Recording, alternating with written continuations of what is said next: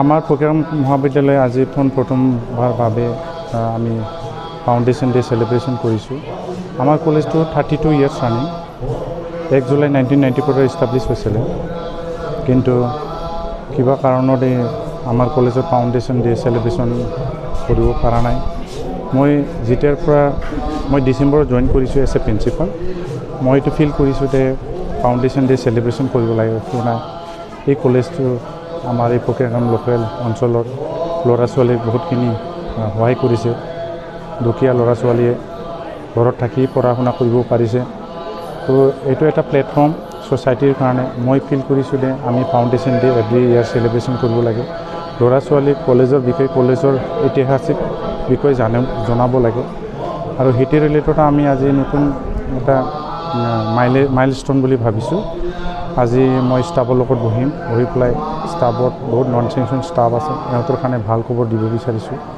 আৰু আজি মই এইটো ক'বলৈ গৌৰৱ দি আমাৰ কলেজে ডিগ্ৰী কলেজ আছিলে, এতিয়া হায়াৰ ছেকেণ্ডাৰী ইণ্ট্ৰডাকশ্যন হৈ গ'ল। HS আৰ্টছ আৰু ছায়েন্সৰ কাৰণে অলৰেডি প্ৰচেছ হৈ আছে। আৰু আমাৰ কলেজটো এতিয়া অহা বছৰৰ পৰা ইণ্টিগ্ৰেটেড টিচাৰ এডুকেশ্যন প্ৰগ্ৰাম এইটো অলৰেডি গভ অফ আছামে ৰিকমেণ্ড কৰিছে ৰিকগনিশ্যন কাৰণে ইনষ্টিটিউট।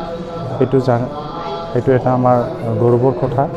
তো মই আজি বহুত আনন্দিত। আমি ফাউণ্ডাৰ প্ৰিন্সিপাল মিষ্টাৰ প্ৰশান্ত কুমাৰ চাহাবাই তেখেতক মাতি লৈ আছোঁ, আৰু আমাৰ governing বডিৰ president mister Krishna Chandra Nath তেখেতকো আমি মাতি লৈ আছোঁ।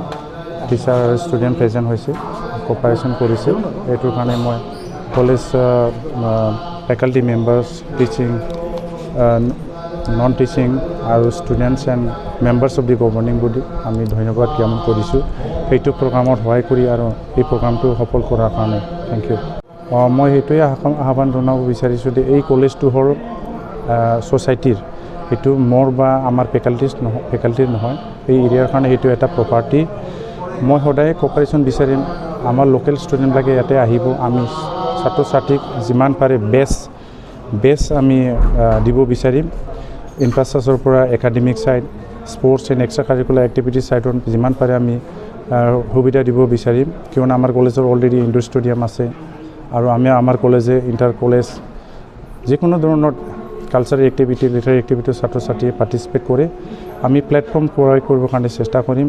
ইহঁতৰ যিমান পাৰে আমি আমাৰ ফালৰ পৰা আমি সহায় কৰিব চেষ্টা কৰিম। আৰু মই আহ্বান জনাইছোঁ, দূৰত যাব নালাগে, য'তে পঢ়ক, ফকীৰগাম কলেজ মহাবিদ্যালয় পঢ়িলেও বেলেগত পঢ়িলেও সেইটো নিজৰ ওপৰত ডিপেণ্ড হয়। কোৱালিটিটো নিজৰ ওপৰতে দে, ইয়াৰ কোনো ডিফাৰেঞ্চ নাই, ডিষ্টিংশ্যন নাই, একেই এডুকেশ্যনে ইয়াতে পাব। তো মই এইটোৱে আহ্বান দিয়ে আমাৰ কলেজত আহক। আমাৰ ইনফ্ৰাষ্ট্ৰাকচাৰ যথেষ্ট আছে আৰু আমি ইয়াকে ভাল কৰিব চেষ্টা কৰিম। ছায়েন্স ষ্ট্ৰীমটো এইটো আমি ক'ব লৈছোঁ, এইটো গভমেণ্ট লেভেলত আছে।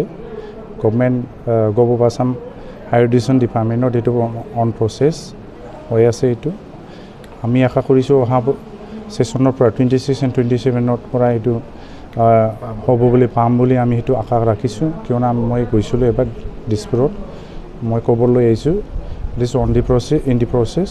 গভমেণ্ট লেভেলত সেইটো আছে। যেতিয়াই গভমেণ্টে চেংচন কৰি দিব তেতিয়াই ছায়েন্সটো ষ্টাৰ্ট হ'ব। আৰু ইনভাইট কৰিছিলোঁ in connect with the foundation day. আৰু ইয়াত আমি আমাক BTRৰ চিফ শ্ৰীযুত প্ৰমোদ বড়ো ডাঙৰীয়া আমাৰ কলেজত অফিচ এডমিনিষ্ট্ৰেটিভ ব্লক আপগ্ৰেডেশ্যনৰ কাৰণে সহায় কৰিছে, আৰু আমি ফাইনেন্সিয়েল হেল্প কৰিছে। এইটো অফিচটো অলৰেডি কমপ্লিটেড। আমি ছাৰক মাতিছিলোঁ, ছাৰৰ হাতদি আমি ইনঅগুৰেশ্যন কৰিম বুলি। ছাৰে কথা দিছে আহিব বুলি। আমি ছাৰৰ সুবিধা মতন আমি ছাৰক ইনভাইট কৰিম, আৰু ছাৰে আহিলে আমি নতুন অফিচটো আমি ইনঅগুৰেট কৰিম।